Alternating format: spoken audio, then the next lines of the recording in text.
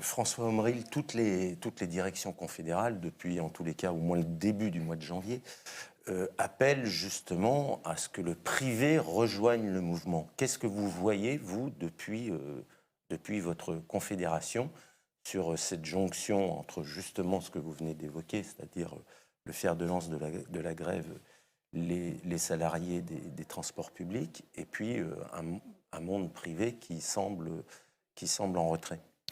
Moi, je vais vous dire, je pense qu'il y a deux sujets. Par rapport à votre propos introductif, je crois qu'on peut dire que tout est hors norme dans ce conflit. Tout, absolument tout. Le fait que je sois là, Oui, avec, c'est ce qu'on allait dire. tout à fait. Même votre position, Non, mais je l'assume tout à fait. On y reviendra probablement.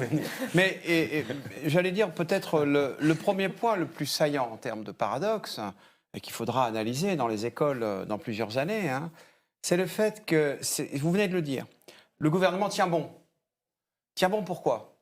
Pour tenir contre la mobilisation, contre la majorité de l'opinion, contre la majorité des syndicats représentatifs, une réforme dont il nous dit au début qu'il l'a fait pour le bien de tous. Moi, je ne sais pas, mais qui est prêt à prendre un risque politique comme il le prend actuellement pour imposer à la nation tout entière un projet dont la seule motivation, en tout cas c'est ce qu'il dit au début, est une motivation positive? La vérité, et c'est peut-être là que tout commence, et c'est aussi, je vais vous le dire, la raison pour laquelle la CFE-CGC est ici, dans le mouvement, c'est que le gouvernement nous dit, il ne dit pas les vraies choses, il nous ment dès le début. Et ça, c'est insupportable. En fait, le seul motif de cette réforme, on peut le résumer en une seule phrase, 14%, c'est trop. Il faut que ça converge. 14% du PIB. Excusez-moi, voilà. À Sont force de manipuler les chiffres. Sont consacrés aux retraites. 14% du PIB, c'est trop. On est passé continuellement des années 50 à aujourd'hui de 6% à 14%. Désormais, il faut que ça s'arrête. Et donc, la retraite à points n'est pas un objectif. Ce n'est pas un objectif social. C'est un moyen. Et en vérité, pour une certaine idée de la technocratie, c'est le seul moyen qui permet de contraindre de façon sûre, en l'annexant au budget de l'État, finalement, le volume global des retraites, comme ça, d'année en année, en tendance à converger, j'emploie le terme, parce que c'est ce terme, la convergence européenne, à converger vers la moyenne européenne de l'ordre de 11%. Ce n'est pas un objectif, c'est un moyen. Et donc, le gouvernement ne nous dit pas la vérité.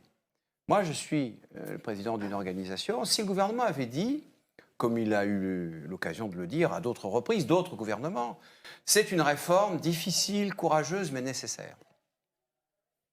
On aurait dit au moins, il met les cartes sur la table. Et maintenant, qu'est-ce qu'on fait, etc. Non, il ment dès le début. Il dit qu'il faut le faire parce que c'est une réforme sociale. Juste. Et si vous voulez, c'est ça qui est vraiment insupportable. Et à partir de là, se développe une communication que moi j'appelle de la propagande, où finalement on tord comme ça la réalité des faits. Et je dois vous dire que pour une organisation comme la nôtre, c'est quelque chose qui vraiment élève très très haut le niveau d'opposition. Parce que je crois que chacun d'entre nous est porteur de sa propre rationalité à l'intérieur même de ce qu'il représente, de son organisation, de ses valeurs historiques et tout ça. Mais aller aussi loin dans la perversion des faits, finalement, c'est quelque chose qui met en danger la société tout entière. Et très sincèrement, il nous semble être, je termine là-dessus, très urgent d'être très clairement, de s'afficher clairement, sur le fond contre le projet, mais il y en a eu d'autres. J'allais dire, c'est pas si grave. Mais sur la forme, sur la façon de manipuler les faits, les chiffres, l'opinion, là, il y a quelque chose qui, de notre point de vue, dans notre analyse, met la démocratie en danger et nous impose, à nous, organisations syndicales, de venir dans ce front syndical. Alors, je reviens un peu en arrière, au tout début de votre intervention, parce que la surprise, c'est qu'évidemment, c'est effectivement que vous soyez ici, entre Philippe Martinez et Yves Verrier. Historiquement, on connaît la CFE-CGC comme le syndicat allié du patronat, pour faire vite. Les choses ont changé. Non, mais attendez, laissez-moi terminer. Les choses ont changé. Le patronat a dit qu'il Les n'était choses pas en ont faveur, changé c'était pas depuis son projet. 15 ans, mais on est plutôt surpris de voir soudain la CFE-CGC ranger, et là je reprends le vocabulaire du pouvoir, dans les rangs des syndicats protestataires, quand on avait plutôt tendance à considérer la CFE-CGC comme un syndicat modéré, et je ne dirais pas un autre adjectif qui était employé par certains dans les années 80. Oui, tout à fait. Alors, qu'est-ce qui s'est passé? Dites-nous. Non, mais moi, je vais vous dire un truc. C'est le fameux sujet de syndicats réformistes. Moi, j'ai fait l'effort. Ça fait 4 ans que je suis président, un peu moins maintenant. J'ai fait l'effort, volontairement, en 2016, quand j'ai été élu, de faire sortir mon organisation de la case réformiste. Pourquoi? Ce n'était pas une façon de dire « nous ne sommes plus pour la réforme ». Bien entendu, tout le monde est pour la réforme. Tout le monde est pour plaquer sur la société une vision positive, progressiste. C'est mon cas, et c'est le cas de tous les militants que je représente.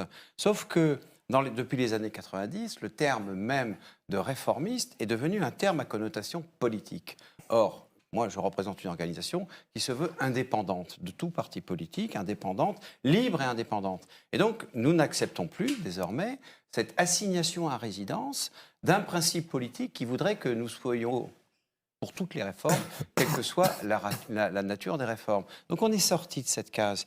Ça ne fait pas de nous des protestataires naturels, comme je crois savoir que ce n'est pas le cas de mes 2 collègues à côté. Simplement, quel que soit le sujet, il faut regarder de quoi on parle. Et en fonction de ça, se positionner en responsabilité. Il me semble que c'est désormais l'injonction de notre société que d'envoyer des messages clairs, en même temps à l'ensemble de la société, à ceux qu'on représente un peu plus particulièrement, pour montrer que nous sommes conformes à nos valeurs et que nous avons un corpus revendicatif adapté au sujet, quel que soit le sujet. Ici, il y a un dossier retraite, demain, il y en aura un autre. Eh bien, à ce moment-là, on verra quelle est notre position. Mais il n'y a pas d'assignation à résidence, de principe, à accepter d'aller dans ce que j'appelle le bagne douillet du renoncement et de l'acceptation des réformes néolibérales, quelle qu'en soit leur nature. Vous voyez qu'on a l'impression de vivre comme un court-circuit, c'est-à-dire une CFDT qui salue un compromis formidable et une CFE-CGC qui est aux côtés de FO et de la CGT. On se dit, attendez, il y a eu un basculement là, j'ai loupé un épisode du film. Écoutez, je ne vais pas prendre beaucoup de paroles. Je vous invite à relire le discours du président Jean-Luc Cazette à son congrès en 1999, il y a 20 ans. Moi, j'étais jeune militant à l'époque, et croyez-moi, ce discours, je l'ai gardé longtemps près de moi. Il est assez fondateur pour notre organisation.